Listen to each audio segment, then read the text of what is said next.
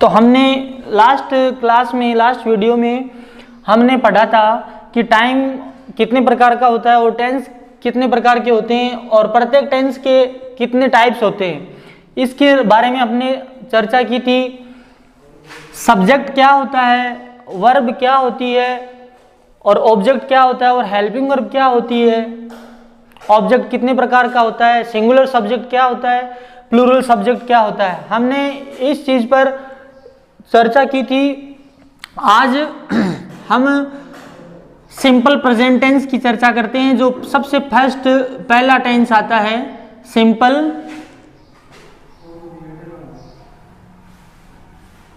Present.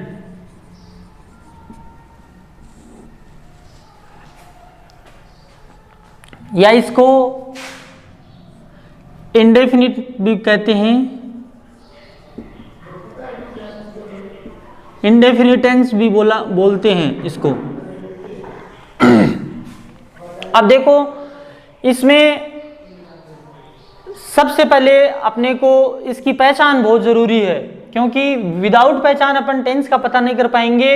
और जब tense का पता नहीं कर पाएंगे सेंटेंस के अंदर, चाहे हिंदी का हो चाहे इंग्लिश का हो, अपने एग्जाम, आपके एग्जाम के अंदर 4 सेंटेंस आते हैं, 4 नंबर के, प्रत्येक सेंटेंस एक नंबर का आता है। तो उसमें सबसे पहले जो एडवर्ब ऑफ टाइम दिया हुआ रहता है सेंटेंस के अंदर, उस चीज को अपन पकड़ने की कोशिश करते हैं। अगर एडवर्ब ऑफ टाइम का हमें पता लग जाता है तो हमें सेंटेंस क्रिएट करने में, चाहे हिंदी से इंग्लिश में हो, चाहे इंग्लिश में correct form of the verb fill up करना हो, उसमें कोई दिक्कत नहीं आती है। तो हिंदी की पहचान भी जरूरी है और इंग्लिश में जो एडवर्ब ऑफ टाइम होता है उसको भी जानना बहुत जरूरी होता है। तो पहले अपन हिंदी में पहचान देखते हैं इसकी, कि हिंदी में पहचान क्या होती है इसकी। तो लिखो,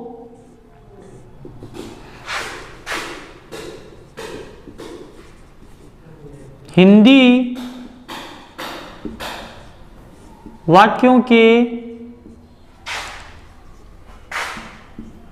अंत में क्रिया के साथ ता है, ती है, ते है, ता हूं आदि शब्द आते हैं। ये तो हिंदी में पहचान होती है इसकी।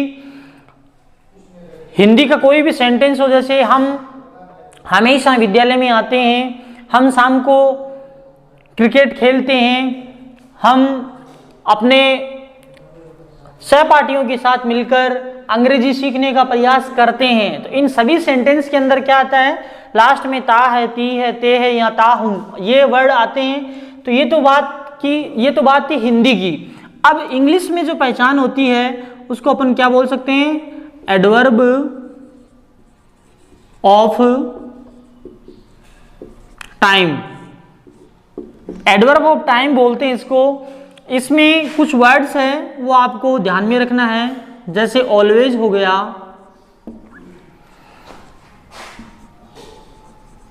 नेवर है, सेल्डम है, सेल्डम को हिंदी में कभी कभार बोलते हैं,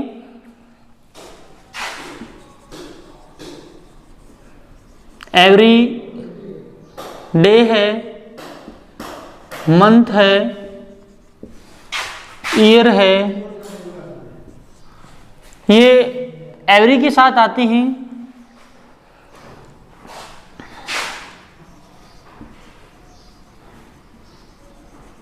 जनरली हो गया, रेयरली है,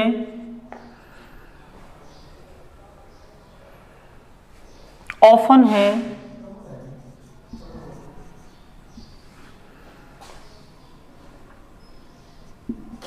in the morning,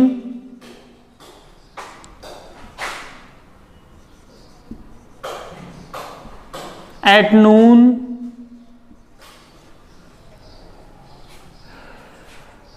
ऑलवेज हो गया, नेवर हो गया, seldom, everyday, generally, rarely, often, in the morning, at noon,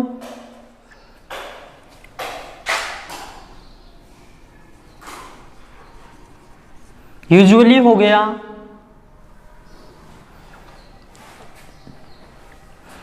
ये जो वर्ड होते हैं, एक ईच शब्द आता है,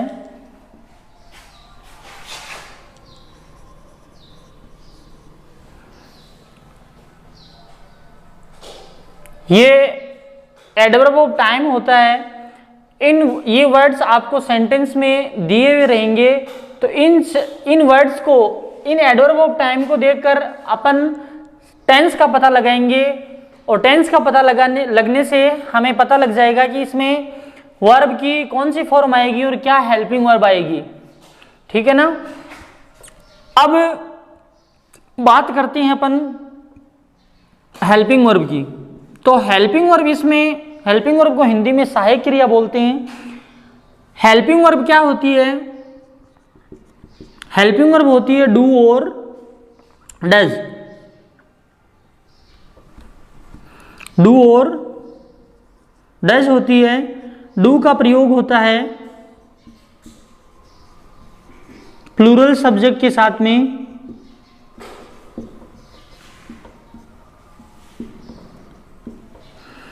और डज का होता है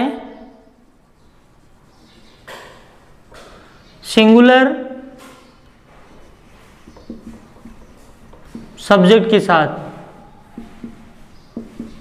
अब आपके सामने क्वेश्चन ये है कि सिंगुलर सब्जेक्ट और प्लूरल सब्जेक्ट क्या होता है। तो सिंगुलर सब्जेक्ट में, प्लूरल सब्जेक्ट में आता है आई, वी, यू, दे। ये सब के सब क्या आते हैं? प्लूरल सब्जेक्ट में आते हैं। और सिंगुलर में क्या आता है? ही, सी, इट, या किसी पर्सन का या व्यक्ति का नाम आ सकता है। इनके साथ में अपन डज हेल्पिंग वर्ब का प्रयोग करते हैं, और आई, वी, यू, दे, इनके साथ ये सब के सब प्लूरल सब्जेक्ट में आते हैं। तो इनमें अपन डू हेल्पिंग वर्ब का यूज करते हैं। अब मैन वर्ब क्या होती है? इसमें मुख्य क्रिया, मुख्य क्रिया V1 होती है, अथवा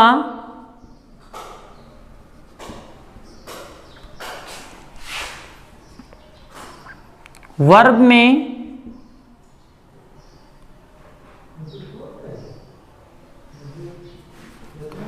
हिंदी में लिख देता हूं, अथवा क्रिया में एस या ईएस का प्रयोग करते हैं। एस या ईएस का प्रयोग करते हैं। अब आपके सामने एक नया क्वेश्चन आ गया कि वर्ब में एस कब लगाते हैं और ईएस कब लगाते हैं, क्योंकि इस टेंस में एक ग्रामर में रूल होता है, singular S for S, P for P. यानी इसका मीनिंग होता है, यदि आपके पास, हमने पहले भी चर्चा की थी शुरू के वीडियो में, मैंने बताया था आपको कि सिंगुलर सब्जेक्ट के साथ में हमेशा सिंगुलर वर्ब आती है, और प्लूरल सब्जेक्ट के साथ में हमेशा प्लूरल वर्ब आती है। यानी एक वचन कर्ता होता है वो हमेशा एक वचन क्रिया लेता है, और बहुवचन जो सब्जेक्ट होता है, कर्ता होता है, वो हमेशा बहुवचन क्रिया अपने साथ में लेता है। अब सिंगुलर और प्लूरल का हमेशा ध्यान रखना, जो ये V1 होता है, वर्ब की जो फर्स्ट फॉर्म होती है, ये हमेशा प्लूरल में होती है। कौन सी होती है? प्लूरल में होती है। और जब क्रिया में एस या ईएस लग जाता है, तब वो क्रिया क्या बन जाती है? सिंगुलर क्रिया बन जाती है। यानी सिंगुलर एक वचन क्रिया बोल सकते हैं अपन उसको। अब एस या ईएस कब लगाते हैं, मैं आपको बता देता हूं कि एस या ईएस, यहां लिख लो, रूल ऑफ एस या ईएस लिखो। जिन शब्दों के अंत में डबल एस जिन शब्दों के अंत में double S, C H, X, Z, O या S H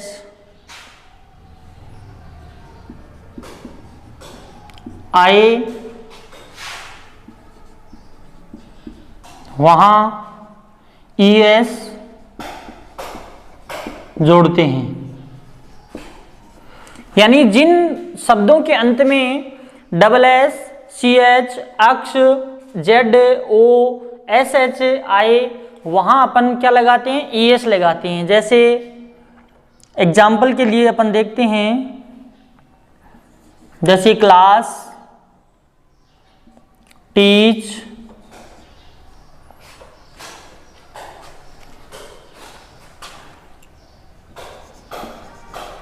was, go.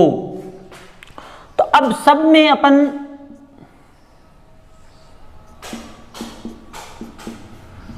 ES जोड़ेंगे,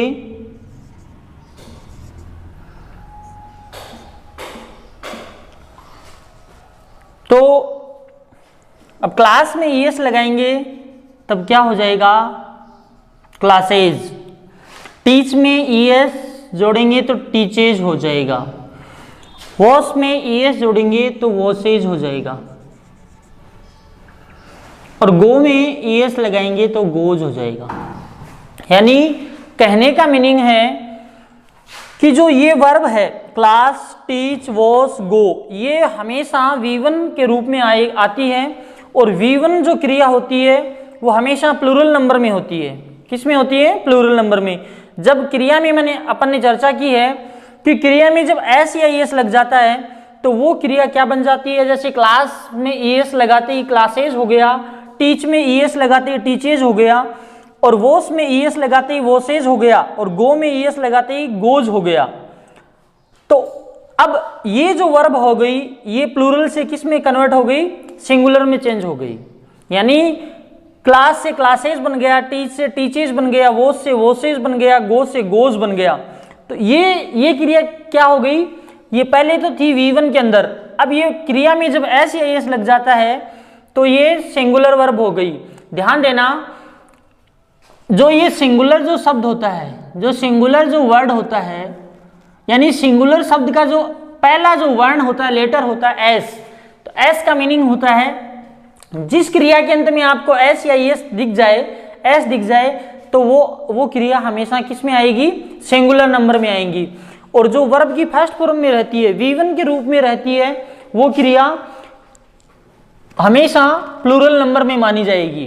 तो ये चीज आपको ध्यान रखनी है। अब एक रूल और होता है एस या एस का, जिसकी अपन चर्चा कर रहे हैं।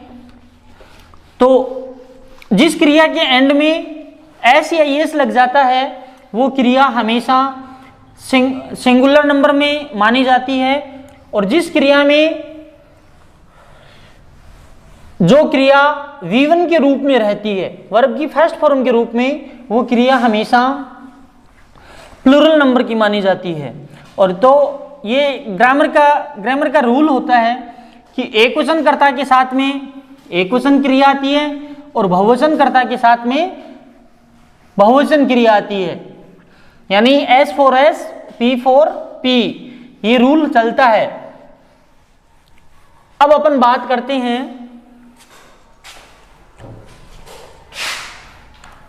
अब देखो दूसरा नियम बता रहा हूं मैं आपको एस या ईएस का। जैसे एक वर्ड है ट्राई, एक है पे। ओके, अब देखो दोनों में अंत में क्या आ रहा है? दोनों ही वर्ड्स के अंत में वाई आ रहा है। ट्राई में भी वाई और पे के अंदर भी वाई आ रहा है। लेकिन इसमें जब एस जोड़ेंगे, इस क्रिया में जब एस जोड़ेंगे तो ये क्या बन जाएगी? TRIES, क्या बन जाएगी? ट्राई। और इसमें एस जोड़ेंगे तो ये पेज हो जाएगा। क्यों भाई? दोनों में वाई था, लेकिन यहां तो IES हुआ है और यहां PAY में एस जोड़ते PAYS हुआ है। क्या रीजन है। तो इसका रूल है, इंग्लिश में आपको पता है कि वोवेल कितने होते हैं, वोवेल्स कितने होते हैं, 5 होते हैं, ए, ई, आई, ओ, यू, ये 5 वोवेल्स होते हैं। और अल्फाबेट में लेटर कितने होते हैं, 26, कितने होते हैं, 26। अब 26 में से 5 लेस करो तो 21 लेटर बच गए। ये सब 21 लेटर क्या होते हैं, कंसोनेंट होते हैं। तो अब आपको पता है कि ए, ई, आई, ओ, यू ये 5 वोवेल्स होते हैं। अब यहां देखो Y से पहले ए आ रहा है, तो ए क्या हो गया अपना, वोवेल्स हो गया। क्या हो गया, वोवेल्स हो गया। तो Y से पहले अगर किसी वर्ड में Y से पहले अगर किसी वर्ड में वोवेल्स आ रहा है तब अपन S लगाएंगे और वो एज इट इज S का S जुड़ जाएगा उसमें। लेकिन अगर किसी क्रिया में अपने को S या S लगाना है और Y से पहले अगर कंसोनेंट आ रहा है, Y से पहले अगर कंसोनेंट आ रहा है तो Y है ना वो किस में चेंज होगा, आई ई में बदल जाएगा और आगे ई एस जुड़ जाएगा उसमें। जैसे ट्राइज हो गया। अब अपन बात करते हैं क्राई, CRY, क्राई।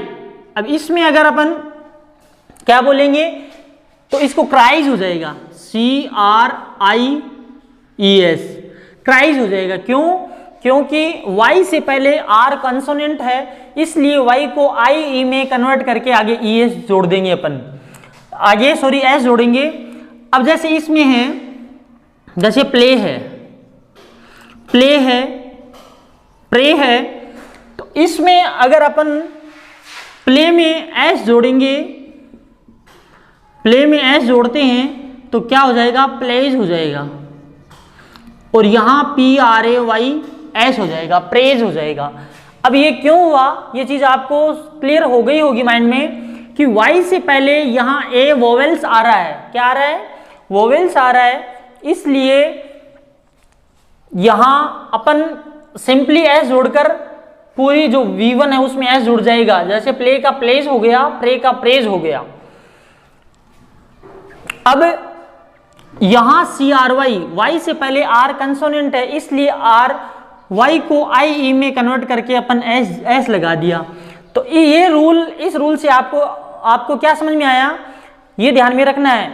यानी यदि किसी वर्ब में अपने को S या ES लगाना है, यदि किसी वर्ब में S या ES लगाना है तो आपको ध्यान देना है, अगर Y से पहले वोवेल्स आ रहा है, वोवेल्स आपको पता है 5 होते हैं, A, E, I, O और U। इनमें से अगर कोई Y से पहले आ जाता है तो उसमें सिंपली S जोड़ेंगे अपन। और दूसरी तरफ क्या है, अगर Y से पहले वोवेल्स को छोड़कर जो जितने भी 21 जो कंसोनेंट है, अगर वो कंसोनेंट में से कोई वर्ण लेटर आता है, हिंदी में लेटर वर्ण को क्या बोलते हैं अपन, लेटर बोलते हैं। एक लेटर पत्र भी होता है। अगर Y से पहले कंसोनेंट आ रहा है तो उसमें Y को IE में कन्वर्ट करके अपन आगे S लगा देंगे। तो ये अपना था S और ES लगाने का रूल। ये क्लियर हो गया होगा, क्योंकि S या ES का ये जो सिस्टम है वो प्रेजेंट सिंपल में चलता है। और S या ES क्लियर होना बहुत मस्ट है आपके लिए, क्योंकि जब तक S या ES का क्लियर नहीं होगा तब तक इस टेंस की जो correct form of the verb है वो आप फिलअप नहीं कर पाओगे। अब इसमें मैं एक नोट लगा के आपको कोई चीज लिखा रहा हूं, तो आप ध्यान देना। लिखो, मैं लिखा रहा हूं, लिखो साधारण वाक्यों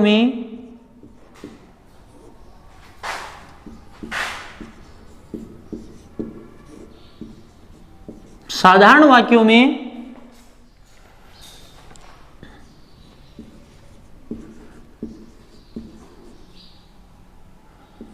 एकवचनकर्ता के साथ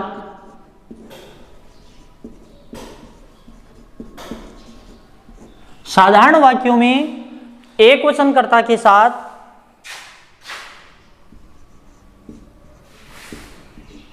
क्रिया में S या ES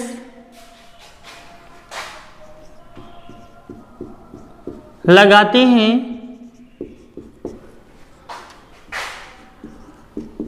जबकि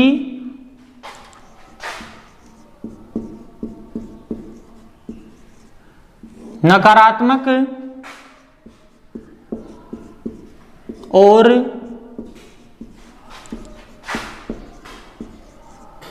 प्रश्नवाचक वाक्यों में,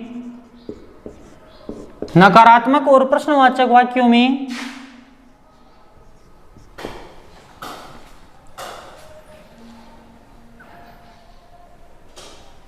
एक मिनट, ये यहां थोड़ा सा एक लाइन छूट गई।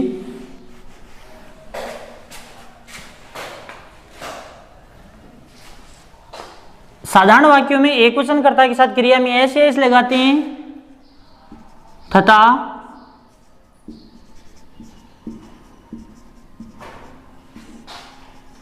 बहुवचन कर्ता जैसे आई, वी, यू और दे के साथ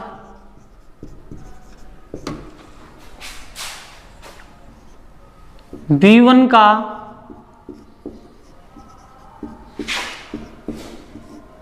प्रयोग करते हैं, जबकि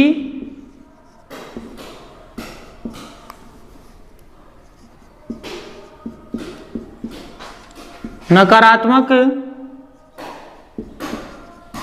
और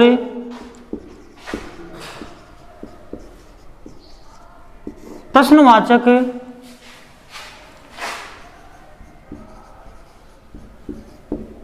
नकारात्मक और प्रश्नवाचक वाक्यों में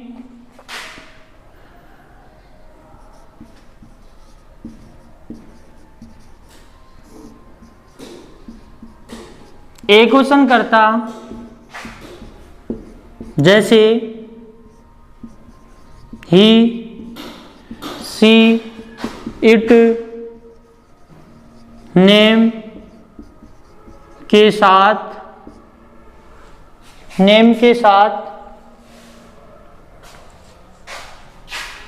ही, सी, इट, नेम के साथ डज प्लस V1 तथा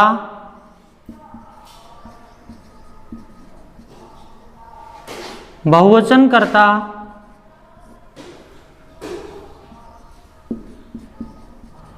के साथ डू प्लस V1 का प्रयोग करते हैं। तो ये चीज आपको ध्यान में रखनी है। तो ये इस पूरे सिंपल प्रेजेंट टेंस का समराइजेशन है, आपको ध्यान में रखना है। आपको पता है सिंगुलर सब्जेक्ट कौन कौन से होते हैं, ही, सी, इट, नेम, और प्लूरल सब्जेक्ट क्या होते हैं, आई, वी, यू, दे। तो ये ध्यान रखना है, साधारण वाक्य यानी जो सिंपल सेंटेंस होगा उसमें सिंगुलर सब्जेक्ट के साथ में, सिंगुलर सब्जेक्ट यानी एकवचन कर्ता के साथ में क्रिया में ऐसे एस लगाना है, जबकि बहुवचन कर्ता जैसे आई, वी, यू, दे के साथ में V1 का प्रयोग करना है। जबकि नकारात्मक और प्रश्नवाचक वाक्यों में नेगेटिव और इंटेरोगेटिव जो सेंटेंसेज होते हैं उसमें singular subject he, she, it, name इनके साथ में डज प्लस V1 का प्रयोग होगा, और बहुवचन कर्ता प्लूरल सब्जेक्ट जैसे आई, वी, यू, दे इनके साथ में हमेशा डू प्लस V1 का प्रयोग होगा। देखो अब ये डज आ गया, डज के साथ में डू डज के साथ में हमेशा V1 का प्रयोग होता है। ध्यान देना, डू, डज और डिड इनके साथ में हमेशा V1 का प्रयोग होगा। ये ध्यान में रखना है आपको, डू, डज और डिड इनके बाद हमेशा V1 का प्रयोग होता है। अब देखो यहां डू क्या है, प्लूरल में, जब इसमें ES जोड़ा तो ये क्या हो गई, सिंगुलर हो गई। तब आपको पता है तो सिंगुलर वर्ब हो गई, यानी डू बहुवचन था उसमें अपन ने ES लगा दिया तो डज हो गया, तो डज सिंगुलर हो गया। तो सिंगुलर के साथ में डज आता है, और बहुवचन डू बहुवचन है तो बहुवचन कर्ता के साथ में V1 का प्रयोग होगा। अब जैसे एक सिंपली सेंटेंस देखते हैं अपन कि कोई, जैसे वह हमेशा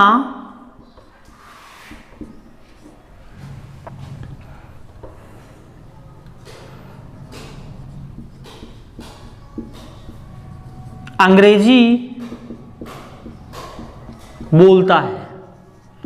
वह हमेशा अंग्रेजी बोलता है। अब ध्यान देना, ये वह क्या है, सब्जेक्ट है।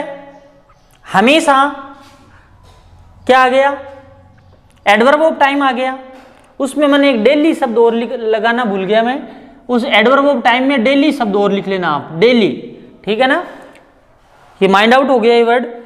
वह हमेशा अंग्रेजी बोलता है, तो इसको इंग्लिश में अपन क्या बोलेंगे, ही स्पीक्स इंग्लिश डेली। अब ये हो गया। अब देखो यहां ये आपको पता है सिंपल सेंटेंस है।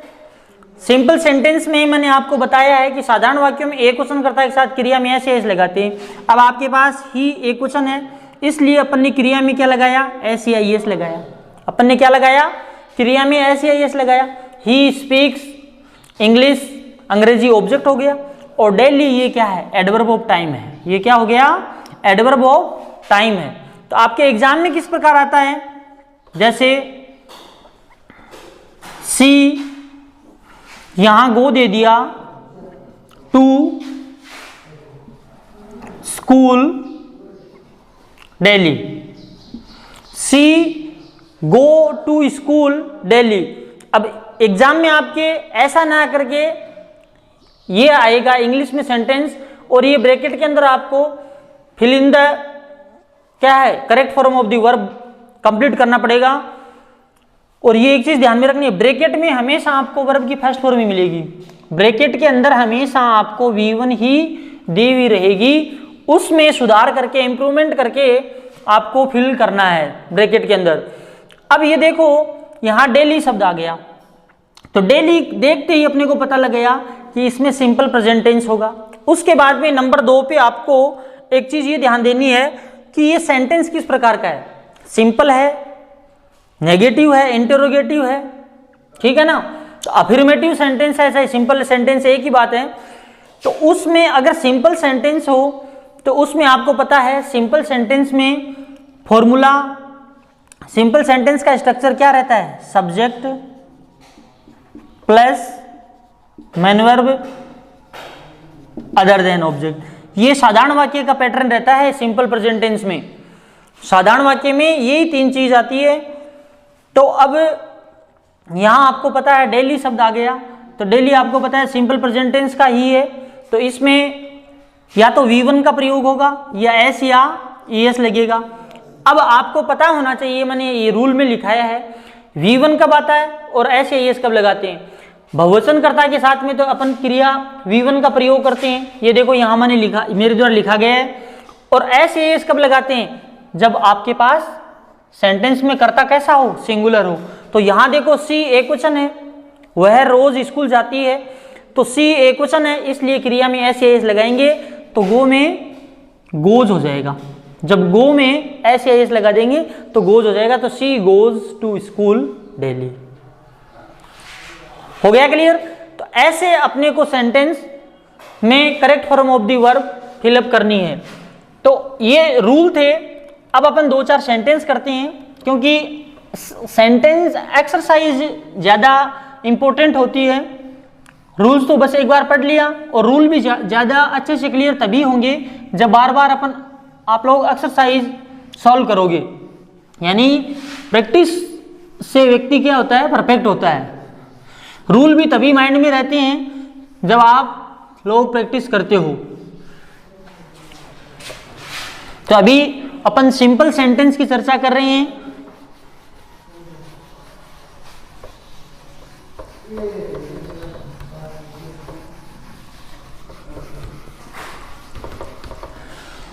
अब सिंपल सेंटेंस में जैसे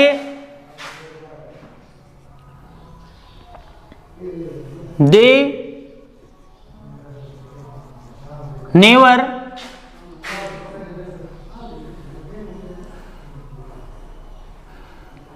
अब यहां मैंने कम कर दिया here, they never come here. तो अब नेवर से आपको पता लग गया कि नेवर ये एडवर्ब ऑफ टाइम है और ये कौन से टेंस में आता है, सिंपल प्रेजेंट टेंस में आता है। तो नेवर से आपको पता लग गया कि सिंपल प्रेजेंट टेंस है। उसके बाद में आपको देखना है कि सेंटेंस किस प्रकार का है। तो ये सेंटेंस सिंपल सेंटेंस है। तो सिंपल सेंटेंस में आपको पता है तीन चीज आती है। क्या आता है, हेल्पिंग वर्ब नहीं आती है सिंपल सेंटेंस में, सब्जेक्ट मैन वर्ब और ऑब्जेक्ट, ये मेथड रहता है सिंपल सेंटेंस में। तो अब यहां मैन वर्ब या तो V1 आएगा, या तो V1 का प्रयोग होगा, या वर्ब में एस या ES लगाएंगे। तो अब एस या ES और V1 के लिए अपने को सब्जेक्ट देखना पड़ेगा कि सेंटेंस में सब्जेक्ट कैसा है। अब यहां देखो दे सब्जेक्ट है, तो दे हमेशा आपको पता है प्लूरल में आता है, तो प्लूरल सब्जेक्ट के साथ में हमेशा V1 का प्रयोग करते हैं। तो यहां क्या हो जाएगा, कम हो जाएगा। क्या हो जाएगा, कम हो जाएगा। क्या हो जाएगा, कम हो जाएगा। ठीक है, बाकी के सेंटेंस जो आगे नेगेटिव सेंटेंस है, नेगेटिव इंटरोगेटिव है, इंटरोगेटिव नेगेटिव है, WH वर्ड वाले सेंटेंस है, उनकी चर्चा अपन नेक्स्ट वीडियो में करेंगे। ओके।